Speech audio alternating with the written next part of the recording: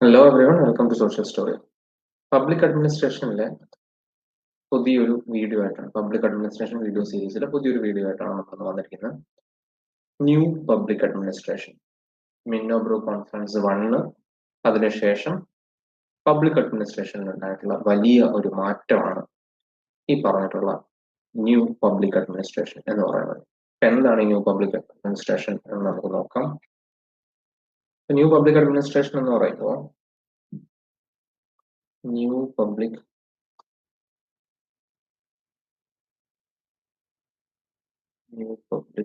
Administration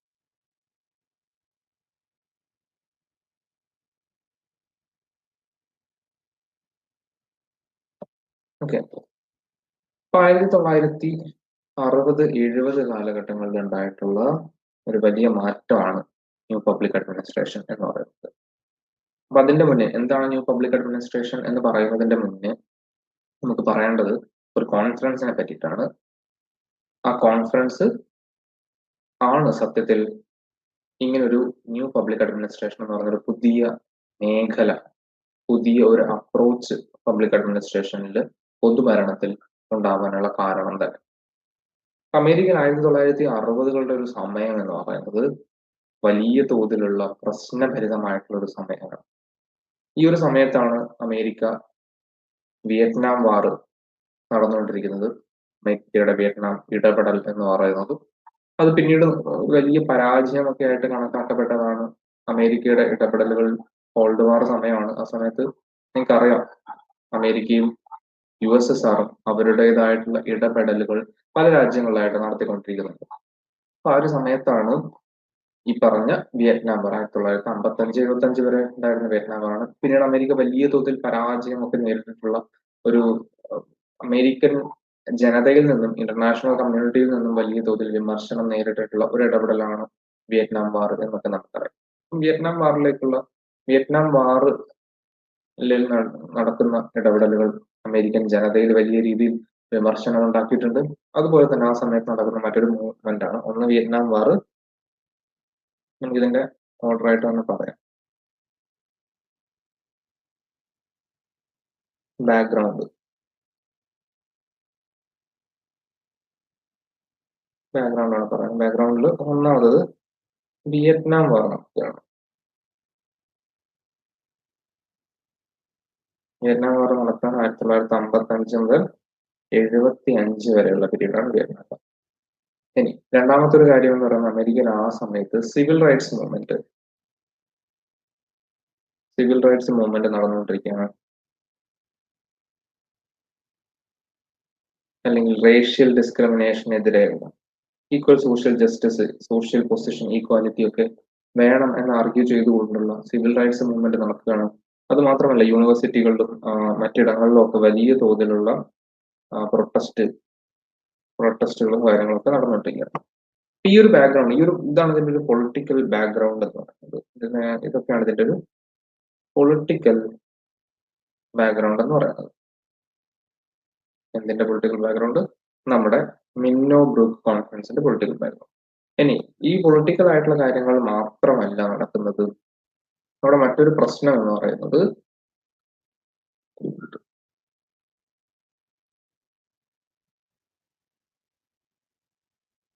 മറ്റൊരു പ്രധാനപ്പെട്ട പ്രശ്നം എന്ന് പറയുന്നത് ഇതേ സമയത്ത് തന്നെയാണ് പബ്ലിക് അഡ്മിനിസ്ട്രേഷന്റെ വാല്യൂ ഫ്രീ അപ്രോച്ചിനെ പറ്റിയിട്ടുള്ള വലിയ തോതിലുള്ള വിമർശനങ്ങളും നേരിട്ടുകൊണ്ടിരുന്നത്.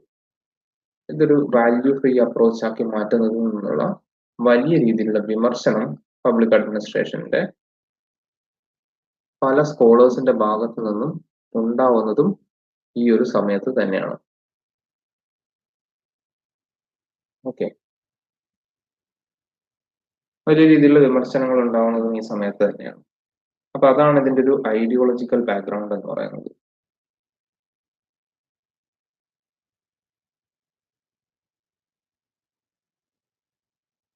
ഐഡിയോളജിക്കൽ ബാക്ക്ഗ്രൗണ്ട് എന്താണ്?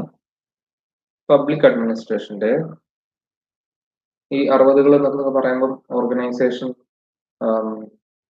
Public administration, principles of organisation, അതുപോലെ തന്നെ പൊളിറ്റിക്സ്, അഡ്മിനിസ്ട്രേഷൻ ഡൈക്കോട്ടമി, ഇതൊക്കെ വലിയ രീതിയിൽ പ്രചാരം കിട്ടിയിട്ടുള്ള സമയമാണ്.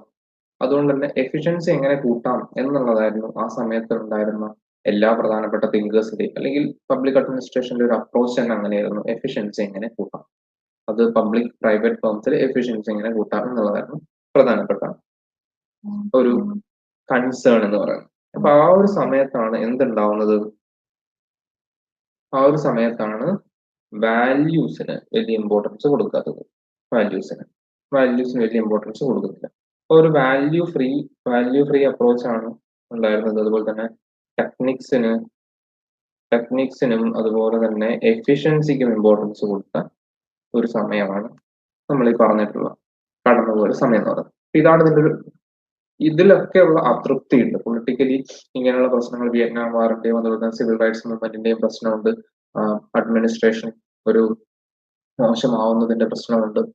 അതുപോലെ തന്നെ ഐഡിയോളജിക്കലി നോക്കുകയാണെങ്കിൽ പബ്ലിക് അഡ്മിനിസ്ട്രേഷൻ ഇങ്ങനെ ഒരു വാല്യൂ ഫ്രീ ആയതുകൊണ്ടുള്ള പ്രശ്നങ്ങൾ അത് അവിടെ നടക്കുന്നുണ്ട്. അപ്പൊ ആ ഒരു സാഹചര്യത്തിലാണ് 1968 അതിന് മുന്നേ ഒരു കാര്യം കൂടെ പറയാനുണ്ട്. 1968 കാര്യം പറയുന്നതിന്റെ മുന്നേ ഒരു കാര്യം കൂടെ പറയാം. അപ്പൊ നമുക്കിതിനെ ഒരു ടൈം ലൈൻ പോലെ, ഇതിന്റെ ബാക്ക്ഗ്രൗണ്ടിന് നമുക്ക് ടൈം ലൈൻ പോലെ എഴുതാം. ടൈം ലൈൻ പോലെ എഴുതാം. ഈ ഒരു സാഹചര്യം നമ്മുടെ മനസ്സിൽ വേണം. ഇങ്ങനെയാണൊക്കെയാണുള്ളത്, ബാക്ക്ഗ്രൗണ്ട് ഇങ്ങനെയാണുള്ളത്. ഈ ഒരു സാഹചര്യത്തിലാണ് 1967 ഒരു പ്രധാനപ്പെട്ട റിപ്പോർട്ട് പുറത്തു വരുന്നത്. ഹണി റിപ്പോർട്ട് എന്ന് പറയുന്നത് ഒരു പ്രധാനപ്പെട്ട റിപ്പോർട്ട് ജോൺ സി ഹണിയുടെ പുറത്തുവിട്ടുള്ള ഒരു റിപ്പോർട്ട്. ഈ റിപ്പോർട്ട് എന്ന് പറയുന്നത് സർക്കാർ നിയമിച്ചൊരു കമ്മീഷനാണ്. ആ കമ്മീഷൻ പബ്ലിക് അഡ്മിനിസ്ട്രേഷനെയും അതിനകത്ത് നടത്തേണ്ട മാറ്റങ്ങളെയും പബ്ലിക് സർവീസിനൊക്കെ പഠനം നടത്തിയിട്ടുള്ള ഒരു റിപ്പോർട്ടാണ് എന്ന് പറയുന്നത് ഹണി റിപ്പോർട്ട് എന്ന് പറയുന്നത്.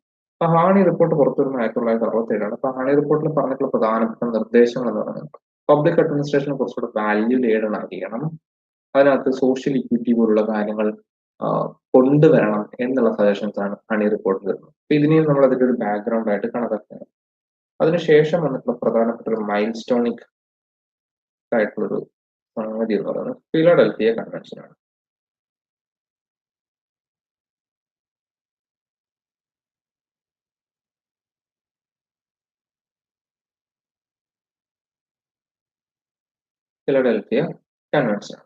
ഫിലഡൽഫിയ കൺവെൻഷനിലും ഇതുപോലെ തന്നെ പൊളിറ്റിക്കൽ തിയറിയും പബ്ലിക് അഡ്മിനിസ്ട്രേഷനുമാണ് ചർച്ചയായിട്ട് വന്നിട്ടുള്ളത്. അപ്പൊ ഈ പൊളിറ്റിക്കൽ തിയറിയും പബ്ലിക് അഡ്മിനിസ്ട്രേഷനും തമ്മിലൊരു ആ ഒരു ഗ്യാപ്പ് ബ്രിഡ്ജ് ചെയ്യണം എന്നുള്ള ആവശ്യമാണ് ഫിലഡൽഫിയ കൺവെൻഷനിലും ഉയർന്നു വന്നിട്ടുള്ളത്. അപ്പൊ ഇതിന്റെ ഒക്കെ സാഹചര്യത്തിൽ 1968 ഈ സാഹചര്യങ്ങളൊക്കെ നിങ്ങളുടെ മനസ്സിലുണ്ടാവണം. വലിയ തോതിൽ പൊളിറ്റിക്കലി മൂവ്മെന്റ്സ് നടക്കുന്നു, സോഷ്യൽ ഇക്വിറ്റിക്ക് വേണ്ടിയിട്ടുള്ള മൂവ്മെന്റ്സ് നടക്കുന്നു, അതിന്റെ ഐഡിയോളജിക്കലി പബ്ലിക് അഡ്മിനിസ്ട്രേഷനിൽ വാല്യൂ ഇമ്പോസ് ചെയ്യണം, വാല്യൂ ഫ്രീ ആയിട്ടുള്ള അപ്രോച്ചിനെതിരെയുള്ള വിമർശനങ്ങൾ വരുന്നു. ആ ഒരു സാഹചര്യത്തിൽ 1968 നമ്മുടെ പ്രശസ്തനായിട്ടുള്ള പബ്ലിക് അഡ്മിനിസ്ട്രേഷൻ സ്കോളർ ഡ്വൈറ്റ് വാൽഡോ എന്ത് ചെയ്യുന്നു, 34 യങ് പബ്ലിക് അഡ്മിനിസ്ട്രേറ്റീവ് സ്കോളേഴ്സിനെ വിളിച്ചു ചേർത്തുകൊണ്ട് മിന്നോ ബ്രൂക്ക് എന്ന് പറയുന്ന സ്ഥലത്ത് എന്ത് ചെയ്യുന്നു,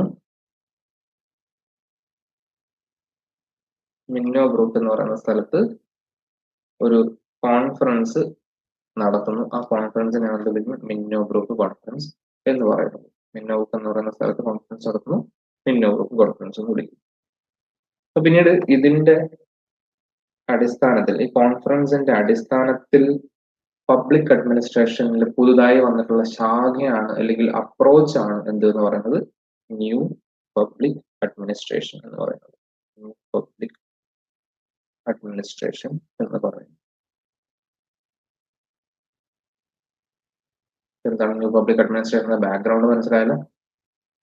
ഇനി ഇത് 1971 ആവുമ്പോഴേക്കും ഈ ന്യൂ പബ്ലിക് അഡ്മിനിസ്ട്രേഷന്റെ, അതായത് മിന്നോ ബ്രൂക്ക് കോൺഫറൻസിന്റെ പ്രൊസീഡിങ്സും അതിനകത്ത് നിന്ന് ഉരുത്തിരിഞ്ഞു വന്നിട്ടുള്ള ആശയങ്ങളും ചേർത്ത് വെച്ചുകൊണ്ട് ഫ്രാങ്ക് ജെ മറീനി എന്ന് പറയുന്ന തിങ്കർ എന്ത് ചെയ്തു, ഒരു പ്രധാനപ്പെട്ട പുസ്തകം പുറത്തിറക്കുകയാണ്. ഒരു എഡിറ്റഡ് പുസ്തകമാണ്, towards A new public administration. പുസ്തകം എന്താണ്? Towards A new public administration. ഈ മിന്നോബ്രൂക്ക് കോൺഫറൻസിന്റെ പ്രൊസീഡിങ്സും അതുമായിട്ട് ബന്ധപ്പെട്ട് ഉരുത്തിരിഞ്ഞു വന്നിട്ടുള്ള ആശയങ്ങളും പ്രിൻസിപ്പിൾസ് ഒക്കെ ചേർത്തിട്ടാണ് towards A new public administration എന്ന് പറയുന്ന പുസ്തകം ഫ്രാങ്ക് ജെ മറീനി പുറത്തിറക്കുന്നത്. അത് മാത്രമല്ല, അതിനുശേഷം ഡ്വൈറ്റ് വാൽഡോയുടെ തന്നെ എഡിറ്റർ ആയിട്ടുള്ള മറ്റൊരു പുസ്തകം കൂടെ വരുന്നുണ്ട്. ആ പുസ്തകമാണ് public administration at the time of turbulence. ഈ രണ്ട് പുസ്തകങ്ങൾ വളരെ പ്രധാനപ്പെട്ട പുസ്തകങ്ങളാണ്. ഈ രണ്ട് പുസ്തകങ്ങളിലായിട്ടാണ് നമുക്ക് ഈ ന്യൂ പബ്ലിക് അഡ്മിനിസ്ട്രേഷൻ എന്താണ്, അതിന്റെ ആശയങ്ങൾ എന്താണ് എന്ന് മനസ്സിലാക്കാൻ കഴിയുന്നത്. ഇത് മാത്രമല്ല, ഒരു തിങ്കറിനെ കൂടെ നമ്മൾ ഓർത്തു നോക്കണം. 1980 സമയത്ത്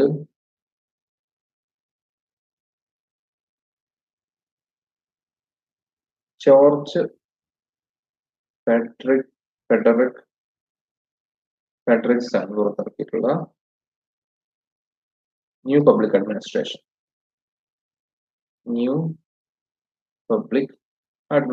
എന്ന് പറയുന്ന പുസ്തകം. ഈ 3 പുസ്തകങ്ങളിലായിട്ടാണ് നമുക്ക് ന്യൂ പബ്ലിക് അഡ്മിനിസ്ട്രേഷൻ എന്താണ്, അതിന്റെ ആശയങ്ങൾ എന്താണ് എന്നുള്ള കാര്യങ്ങൾ മനസ്സിലാക്കാൻ കഴിയുന്നത്. ഓക്കെ, ഇതിന്റെ ബാക്ക്ഗ്രൗണ്ടും അത് പ്രധാനപ്പെട്ട മൈൽ സ്റ്റോണിക് കാര്യങ്ങളും നമ്മൾ പറഞ്ഞു വെച്ചു. ബാക്ക്ഗ്രൗണ്ട് എന്താണെന്ന് പറഞ്ഞു, അതിനുശേഷം എങ്ങനെയാണ് മിന്നോബ്രൂക്ക് കോൺഫറൻസ് എന്താണെന്ന് പറഞ്ഞു, അതിന്റെ മൈൽ സ്റ്റോണിക് ആയിട്ടുള്ള നാഴികക്കല്ലുകളായിട്ടുള്ള സംഭവ വികാസങ്ങളെ പറ്റിയിട്ടും പറഞ്ഞിട്ടുണ്ട്. ഇനി നമുക്ക് നോക്കാം എന്താണ് ഈ ന്യൂ പബ്ലിക് അഡ്മിനിസ്ട്രേഷൻ പറഞ്ഞു വെക്കുന്നത്. മിന്നോബ്രൂക്ക് കോൺഫറൻസിൽ അവർ കൂടിച്ചേർന്ന് ചർച്ച ചെയ്തിട്ട് എന്താണ് മുന്നോട്ട് വച്ചിട്ടുള്ളത്. മൊത്തം ന്യൂ പബ്ലിക് അഡ്മിനിസ്ട്രേഷനെ എടുത്തു കഴിഞ്ഞാൽ അതിന്റെ ആശയങ്ങളെ നമുക്ക് രണ്ടായിട്ട് തിരിക്കാം.